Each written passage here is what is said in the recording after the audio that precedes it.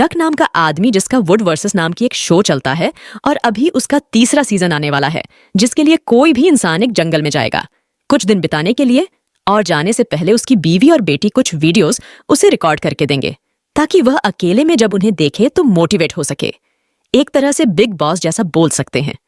अब वो बैठ जाता है अपनी ट्रक में जिसमें उसका छोटा भाई जो कि उसकी टीम में है, और यहां से उन्हें अपने गाइड डकेट के पास जाना है जो कि वहां का लोकल है। इसलिए सभी बंदे निकल जाते हैं और अगले दिन पहुंचते हैं कैफे में, जहां उन्हें वह गाइड भी मिल जाता है जो उनकी मदद तब करेगा जब किसी तरह की मुसीबत आएगी, क्योंकि उसे सारे रास्ते पता है।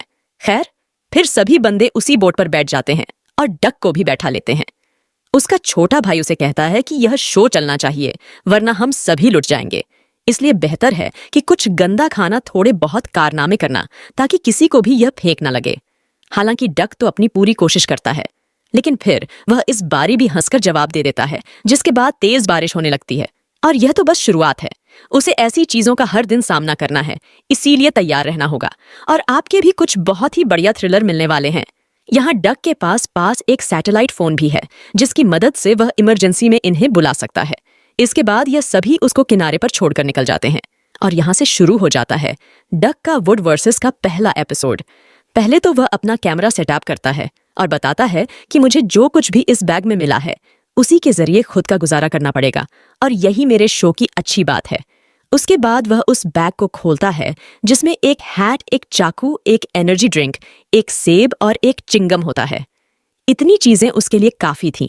अगर उसे कुछ चीजें कम पड़े तो वह अभी जंगल के बीच है, खुद भी कुछ पकड़कर खा सकता है। फिलहाल तो वह खुद के लिए शेल्टर बनाना शुरू कर देता है क्योंकि जल्दी ही सूरज ढलने वाला है। अब अपने ये चीज तो काफी बार देखी होगी, लेकिन सिर्फ एडिट किए हुए। असल में क्या होता है वो आपको आज पता चलेगा।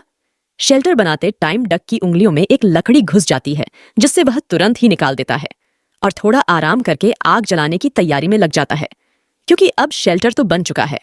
आग जलाने के लिए वह स्कैन का इस्तेमाल करता है और उसे एक एंगल पर सेट करके लकड़ी की ओर कर देता है ताकि जब सूरज की किरणें पड़े तो वह सीधा रिफ्लेक्ट होकर लकड़ी पर पड़े, जिससे कि वह आग भी जल जाती है। यहाँ वह यह बताना चाह रहा था कि अगर आपके पास लाइटर नहीं है तो आप ऐसे भी कुछ तरीकों से आग जला सकते। अब रात हो गई है, इसीलिए वह खुद के बनाए हुए शेल्टर में सोने के लिए चला जाता है। लेकिन जाने से पहले वो अपनी टीम को कांटेक्ट करता है जो कि मजे से बियर पी रहे हैं, और यहाँ डक को भूखे ही पेट सोना पड़ता है क्योंकि उसको शिकार करने का आज समय नहीं मिला। कहीं ना कहीं उसे बुरा तो लगता है, लेकिन उसका और उसकी टीम का काम अलग अलग है जो चीज उसे समझनी चाहिए, इसीलिए वह सो जाता है। पर देर रात बहुत ही गंदा एक ब्लास्ट जैसा कुछ होता है जिससे कि पूरी धरती हिल जाती है। वो डर के मारे उठकर बैठ जाता है, पर उसे कुछ समझ नहीं आता कि अभी अभी क्या हुआ है। शायद यह किसी तरह का भूकंप आया होगा, यही सोचकर वह फिर सो जाता है। लेकिन जब अगले दिन उठता है तो देखता है कि कोई चीज आसमान से जंगल को चीरते हुए लेक में आकर गिरी है, और इसी की वजह से कल ब्लास्ट हुआ था। शायद यह कोई मेटर होगा, इतना बड़ा वही हो सकता है। डक फौरन लेके पास जाता है। वहां जाकर देखता है कि बहुत सारी मछलियां मर चुकी हैं। उसकी तो किस्मत खुल जाती है क्योंकि यह उसका खाना था बिना किसी मेहनत के। लेकिन तभी वह देखता है कि सामने एक भेड़िया है, पर वो उन मछलियों को सूं कर वहां से चला जाता है, उन्हें खाता नहीं है। शायद यह डक के लिए एक संदेश था जिसे वह समझ जाता है कि इसे खाना सही नहीं है, और वापस अपने टेंट के पास आ जाता है जहां वह अपनी टीम को इस चीज के बारे में बताने की कोशिश करता है। लेकिन वह सैटेलाइट फोन तो काम ही नहीं कर रहा था, जिससे कि वह कंफर्म हो जाता है कि जरूर वह मिटर ही होगा जिसे आज पास की लाइन को कट कर दिया होगा। लेकिन क्या सच में वो एक मिटर है? अगर ऐसा है तो कहीं कुछ दिखा क्यों नहीं, क्योंकि वो लेक तो ज्यादा गहरी भी नहीं है। देखते हैं आगे क्या होता है। अब डग अपने खाने के लिए कुछ ट्रैप को लगाना शुरू कर देता है ताकि कोई रैबिट आकर उसमें फंस सके। उसने बड़ी ही पुरानी तरकीब लगाई अपने शिकार को फंसाने के लिए, जो आप देख ही सकते हैं। एकदम देसी तरीके से कुछ देर बाद वो वापस आता है चेक करने के लिए, तो देखता है कि उसका काम हो गया है। उसमें 2 रैबिट फंस चुका है, यानी कि आज और कल खाने का इंतजाम हो जाएगा। इने में उसका कैमरा गिर जाता है। ऐसा लग रहा था कि मानो उसे पीछे से कोई देख रहा हो। वो मुड़ता भी है, पर वहां कोई भी नहीं था। अब डक को लगता है कि शायद यह वही भेड़िया होगा जो खून की स्मेल से यहां तक आ गया। इसीलिए वह अपने कैंप से थोड़ी दूर जाकर उस रैबिट को साफ करता, और यह सारी चीजें वो रिकॉर्ड भी कर रहा था ताकि किसी को भी यह फेक ना लगे। उसके बाद वह अपने कैप में आकर उन्हें पकाने लगता है, लेकिन फिर उसे पीछे से कुछ आवाजें आती है। शायद वो भेड़ियों का झुंड होगा जिन्हें मीट की स्मेल आ रही है। इसीलिए वह बार बार उसका पीछा कर रहे हैं, और यही वजह कि वह जल्दी से अपना पेट भरता और एक और रैबिट उसे एक बहुत ही ज्वाल तरीके से छुपा देता है। उसने उसे एक पेड़ पर लटका दिया जिससे कि कोई भी जानवर उस तक पहुंच ना पाए। अब इसके बाद वो एक बार फिर से टीम से कांटेक्ट करने की कोशिश करता है ताकि वो उसे कल रात वाले इंसिडेंट के बारे में बता सके, लेकिन अभी कुछ फायदा नहीं हुआ। तब वो अपना पर्सनल फोन निकालता है, लेकिन उसमें भी नेटवर्क नहीं आ रहा था। तभी उसे अपनी बीवी की वीडियो मिलती है, जिसे देखकर वह काफी मोटिवेट होता है और फिर से अपने काम पर लग जाता है। कुछ ही देर बाद बारिश होना शुरू हो जाती है, इसीलिए वह आग जलाकर अपने शेल्टर में सोने के लिए चला जाता है। लेकिन वह बस काम का शेल्टर था, क्योंकि वह तो पूरा भीग रहा था। लेकिन कैमरा में ऐसा तो दिखाने की कोशिश करता है जैसे ये मानो सब कुछ ठीक हो। इतने में हम देखते कि उसके रैबिट को कोई उतार लेता है और अपने साथ ले जाता है।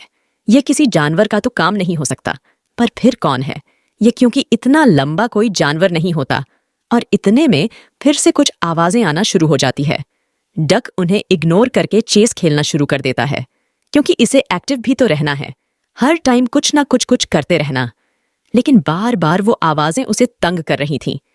तभी उसे किसी बड़े जानवर की आवाज आती है, जिसे सुनकर उसकी फट के फ्लावर हो जाती है। वो उठकर बैठ जाता है और इसी डर की वजह से उसे सुबह तक नींद नहीं आती। वो ऐसे ही पूरी रात बैठकर काट देता है। धीरे धीरे करके अब डक की हालत खराब होते दिख रही थी। जितना आसान हम इन चीजों को टीवी पर देखते हैं, उतना होती नहीं है, जिस चीज को हम डक के चेहरे से साफ पता लगा भी सकते हैं। वो एक बारी तो सोचता है कि यहां से भाग जाए, लेकिन फिर उसे अपनी बेटी का चेहरा याद आ जाता है, जिसके लिए वह यह शो कर रहा है, क्योंकि इसके अलावा और कुछ काम नहीं है उसके पास। इसीलिए वह फिर से अपना काम पर लग जाता है और जाता है अपने नाश्ते को लेने के लिए। लेकिन उससे तो पहले ही कोई ले जा चुका है, जिस चीज को देखकर वह बहुत ही ज्यादा डर जाता है, क्योंकि जैसे कि मैंने कहा था कि यह काम किसी जानवर का नहीं है, और यही बात उसे और डराया जा रही है। और इसके बाद इसीलिए वो फौरन आकर सैटेलाइट फोन को कनेक्ट करता है, लेकिन अभी भी वह काम नहीं कर रहा था। वह गुस्से के मारे उसे बैग पर फेंककर अपने ट्रैप को लगाने के लिए चला जाता है। जब वो उन्हें दोबारा चेक करने के लिए गया था, तो उसने देखा कि कोई उसे पहले ही यहां पर आकर उन्हें ले गया। इसी बीच वहां उसे कुछ अजीब सी चीजें गिरी हुई मिलती है, जो किसी लिक्विड जैसी लग रही थी। अब तो डक के होश उड़ गए थे। अब उसके साथ कुछ ज्यादा ही अजीब चीजें होने लगी थीं। आखिर इन सब का क्या मतलब है? उसे कुछ ना कुछ तो करना ही होगा, वरना बहुत देर हो जाएगी। वो फौरन कैंप के पास जाता है, पर वहां उसका कोई सैटेलाइट फोन लेकर पहले ही गायब हो चुका था, जो चीज उसे और परेशान कर देती है। इतने में उसकी नजर अपने चेस्ट पर पड़ती है, जो पहले जैसा नहीं था। किसी ने अपनी चाल चली थी, और वो भी बहुत ही शातिर तरीके से। ये सब चीजें उसे यकीन दिला देती है कि जरूर उसके अलावा कोई और इंसान भी यहाँ पर है, जो उसके ऊपर नजर रखे हुए उसे जल्दी ही कुछ ना कुछ तो करना ही होगा। उसे एक बारी तो यह भी लगता है कि कहीं यह सब उसकी टीम ने तो नहीं कर रहा है, ताकि एक अच्छा एपिसोड तैयार हो सके। उसे ऐसा ही कुछ लगता है, इसीलिए वो थोड़ा शांत हो जाता है और कैमरा को ऑन करके रिकॉर्ड करना शुरू कर देता है। उसने चेस में अपनी चाल भी चल दी थी, लेकिन आज की रात उसे यही का बैनी होगी, क्योंकि अभी भी 2 दिन बचे हुए हैं। तब तक उसे कैसी भी करके यही रहना है। अगली सुबह होने पर वह अपना सामान पैक करके आगे की ओर निकल जाता है, क्योंकि अब दूसरा एपिसोड दूसरी लोकेशन पर शूट करना है, वरना ऐसे तो लोग बोर हो जाएंगे। उसे कुछ दूर जाकर एक चट्टान मिल जाती है, जिसके नीचे रहकर अपनी कुछ रातों को काट सकता है। लेकिन सबसे पहले उसे कुछ खाने को ढूंढना होगा, इसीलिए वह मछलियां ढूंढने के लिए चला जाता है। पर शॉकिंगली कि उसे कोई भी मछली नहीं मिलती, जिसके बाद वह खुद को दिलासा देता है और फिर से आगे बढ़ता है, कैमरा को ऑन करके। लेकिन अब आगे जाकर जो उसे दिखता है, उसके तो होश ही उड़ जाते हैं। किसी ने हूबहू उसके जैसा ही शेल्टर बना रखा है, और जैसे कैन से उसने आग जलाई थी, उसने भी वैसे ही उस जगह पर आग जलाई है। यह देखकर डक को लगता है कि शायद ये उसकी टीम का काम होगा, या फिर किसी फैन का। लेकिन जब वो वहां अपने टूटे हुए सैटेलाइट फोन को देखता है, तो हैरान हो जाता है, क्योंकि ये उसकी टीम नहीं कर सकती। वो वहीं लेट जाता है और सोचने लगता है कि आखिर ये सब चल क्या रहा है। तभी वो गर्दन घुमाता है, तो देख वह उसके रैबिट को किसी ने खा रखा है, और साथ में वह भेड़िया भी है, जिसे सेम उसी तरह से साफ किया था जैसे उसने उस दिन कैमरा पर बताया था। अब डक बहुत ही ज्यादा परेशान हो जाता है, लेकिन तभी उसकी परेशानी बढ़ाने के लिए कुछ आवाजें और आना शुरू हो जाती है, जिसे छुपने के लिए वह एक पत्थर के नीचे छुप जाता है। पर समय रहते वो वहां से निकल जाता है, क्योंकि अगर कुछ हल्की सी चूक हुई तो उसका कचूमर बन सकता है। किसी ने उसकी बताए हुए ट्रैप को लगाया था, पर किसी बहुत बड़े जानवर को फंसाने के लिए या फिर डक के लिए यह सब चीजें उसके दिमाग में चल रही थीं। क्योंकि जो जो उसने अभी तक कुछ दिन पहले लोगों को बताया था, वह सब कोई उस पर ही इस्तेमाल कर रहा है, यानी कि कोई उससे भी 2 कदम आगे है।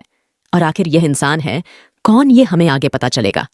अब ये सारी घटनाएं देखकर वह बहुत ही ज्यादा परेशान हो चुका था। इसीलिए वह भागते हुए अपने कैंप पर जाता है और वहां जाकर जब देखता है कि किसी ने फिर से चेस में एक चाल चल दी है, तो उसकी बुद्धि और गर्म हो जाती है। और इस बार जो चाल चली गई थी वो तो उसे खुद समझ में नहीं आती। अब डक को कुछ सोचना होगा। इसीलिए वह खुद की सेफ्टी के लिए रात में 3 कैमरा लगाकर सोता है, ताकि जब वह बंदा आए तो उसके कैमरा में रिकॉर्ड हो सके। लेकिन वह तो उससे 2 कदम आगे था, और रात में आता तो है, लेकिन सभी कैमरा को गिराने के बाद जब इस चीज के बारे में डक को पता चलता है तो उसके तो होश उड़ जाते हैं। और तब उसके दिमाग में एक ही ख्याल आता है, वह जो कोई भी है उसकी जब मर्जी होती है। अगली कहानी नेक्स्ट वीडियो में। तो कैसे लगी हमारी आज की कहानी कमेंट्स करके जरूर बताना। Take care, bye bye.